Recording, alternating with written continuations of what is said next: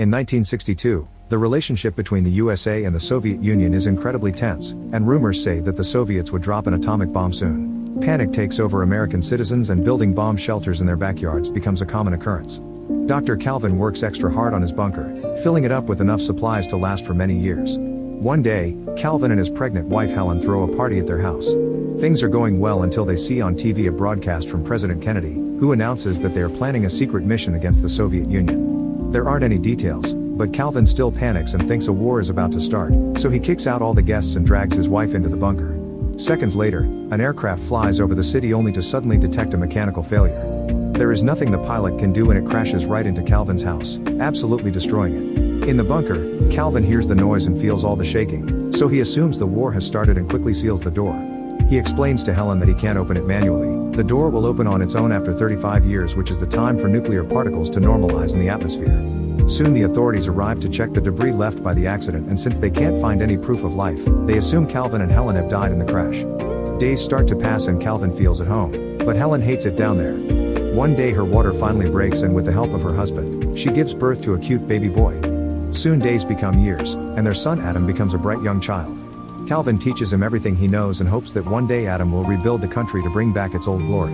On top of all the basic school subjects, Calvin also teaches Adam how to box, to speak French and Latin, and how to handle the stock market. Helen teaches him to do chores around their home and even how to dance. Calvin also gifts Adam his collection of baseball cards and tries to explain sports to him, but Adam has some trouble imagining so many people.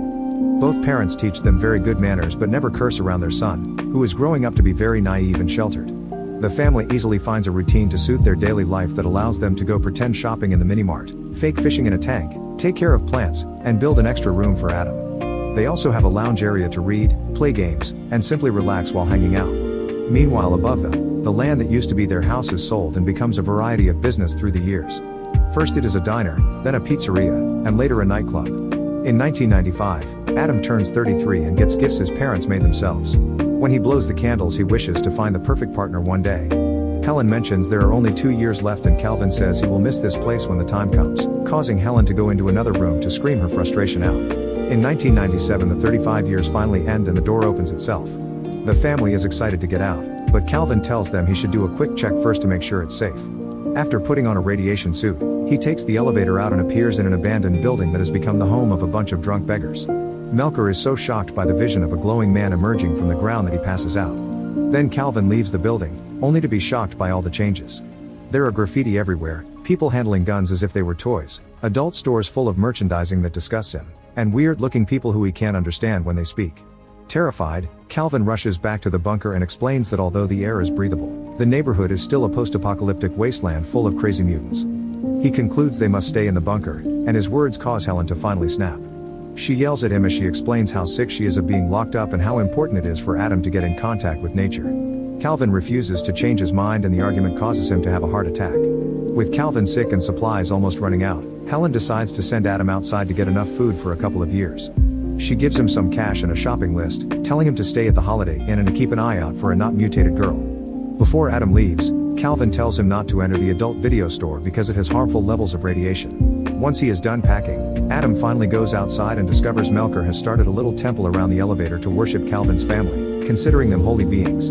Adam goes outside and is incredibly happy to finally see lots of things for the first time, the amazing sky, buildings, trees, and even other people, who consider him a weirdo. He gets excited over every single little thing and says hello to any person walking by him, accidentally using a slur to refer to a black woman when he greets her because he is extra excited to see another skin color. When he passes by the adult video store, he covers his nose and warns others to do the same. Afterward he gets on the bus and gets really scared to feel the machine moving. When he tries to talk to other passengers, he uses old words and nobody can understand him, so they also think he is a weirdo. Eventually Adam makes it to the grocery store and starts picking up all the items from the list. The butcher explains that if he makes a larger order it can be delivered to his house, which makes Adam realize he has no idea how to get back to the bunker.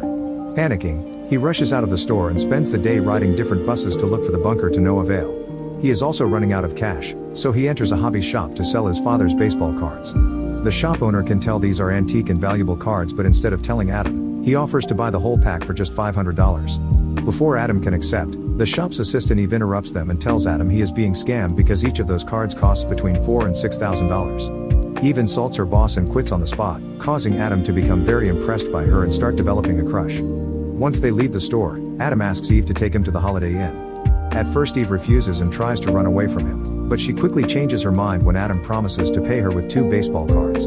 During the ride, Adam chooses all the old songs on the radio, which Eve finds pretty weird. As soon as Eve drops Adam at the hotel, she leaves without a word. Adam goes to his room, and when he looks through the window, he is shocked by the view he has from the 18th floor. Then he enjoys watching television in color. He also makes sure to wake up extra early to watch the sunrise. The next morning, Eve visits Adam at the hotel to give him back the cards because she feels guilty over getting paid so much for such a simple task. Then she tries to leave, but Adam stops her with an offer. He will pay her to become his assistant and she can help him gather all the things for the bunker.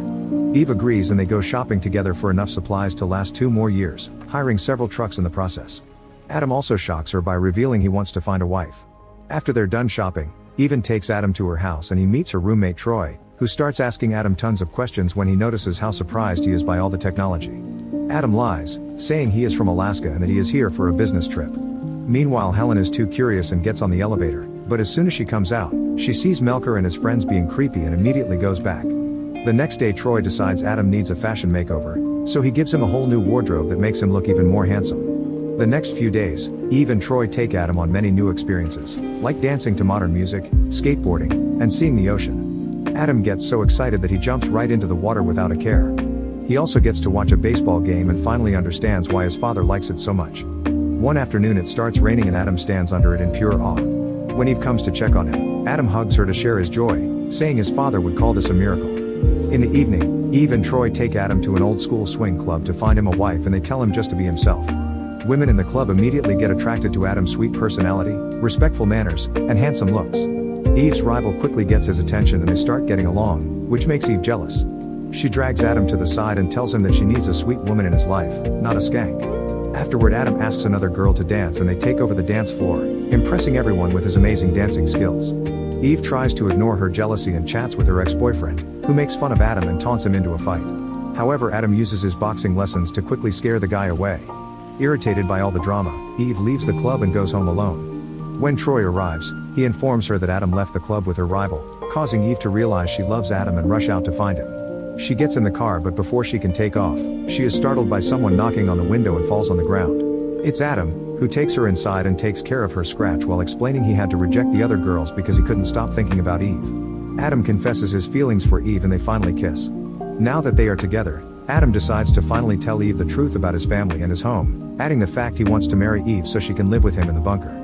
However, Eve thinks he is actually a crazy man who has been good at hiding it and immediately kicks him out. The next day, Troy takes Adam around town while teaching him how to drive.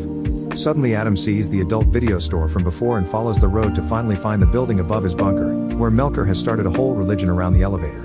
Excited, he rushes back to Eve to give her the news, only to find 2 psychiatrists waiting for him. At first Adam pretends to cooperate, but as soon as he sees an opening, he runs away.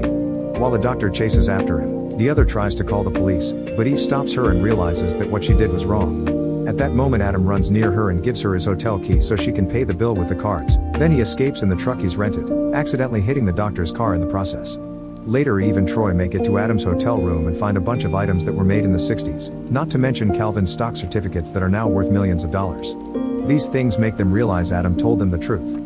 Meanwhile, Adam finally returns to the bunker and hugs his parents after 2 weeks of not seeing them. He tells them the outside world is lovely and brings in the supplies, which are being loaded by Melker and his friends.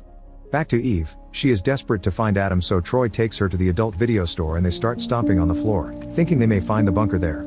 Obviously they find nothing and decide to leave, but on their way out, they see Adam about to enter the neighboring building. Eve immediately rushes to him to kiss him and hug him, and Adam invites her to meet his parents. Calvin and Helen like Eve very much and they have dinner together. Calvin also gives Adam a talk about the birds and the bees. However, before making any plans for a new life, Adam asks his parents to wait 2 months. During the following weeks, Adam and Eve sell Calvin's stocks and build a new home in the country that looks identical to Adam's previous house. Melker also helps after cleaning up and finally abandoning drinking. Once everything is ready, Adam brings his parents to the house, revealing this way they can get used to the new world little by little. Later, while Helen and Eve prepare dinner, Adam finally tells Calvin that there was never an atomic war, that the bomb had actually been a plane that crashed into their house, and that the Soviet Union collapsed.